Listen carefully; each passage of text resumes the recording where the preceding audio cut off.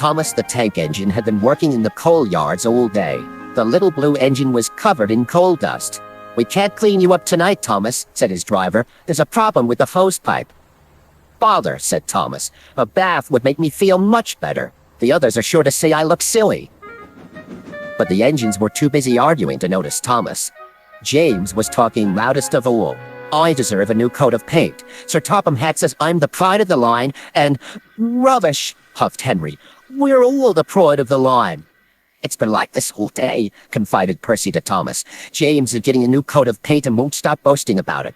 "Why, James? I'm the one who needs a new coat. Look at me." "I'd rather not," retorted James. "You're not a pleasant sight, and wouldn't understand the needs of a really important engine." Thomas was fuming. Next morning, as James was being repainted, Henry had an accident. "If you can't push cars properly, Henry, why not talk to a tree instead? You know how much you like the forest." "As a matter of fact, Bossy Boiler, Sir Topham Hatt is inspecting the island for trees that are too close to the line. He's worried they might cause trouble." "Ha!" laughed James. "If I came upon a tree, I'd just push it aside." "Really?" Henry replied. Soon James was showing off his paintwork. "Make way for an important engine." "You wouldn't feel important if one of those trees crashed on you. You'd feel hurt," reproached Percy. "Rubbish! It wouldn't dare." "You should be careful, James. Trees can be just as powerful as engines," advised Terence. "Oh, please." "Now, excuse me, Sir Topham Hatt needs me to pull the express." And he huffed away.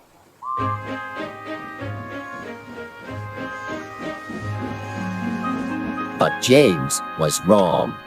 "You must go to the yards and collect an important goods train, James." "It's heavy, so be careful," said Sir Topham Hatt. "But, sir, I've just been repainted. Can't Thomas or Percy do it? They're dirty and like working with freight cars. Really useful engines don't argue." So James didn't. By the time he arrived at the yards, the weather had changed for the worse. "Your color's nice, James. Pity about your face, though," said a freight car. James ignored them and set off.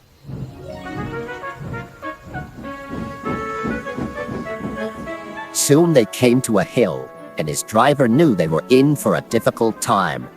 An old tree close to the track was being blown by the strong winds, and the rain had weakened the slope.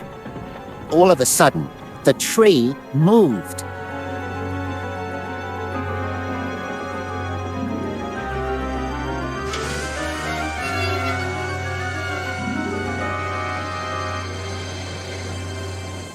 "Oh, help!" cried James. "Go away!" But of course, the tree couldn't. James tried to reverse away from the tree, but his train was too heavy. Then he heard a whistle. "It's Thomas," called his driver. James felt embarrassed and worried that Thomas would laugh at him, but Thomas didn't. He knew this was no time for teasing. "Beep, beep." "I'm ready," whistled Thomas. "So am I," replied James. "As ready as I'll ever be." They were just in time.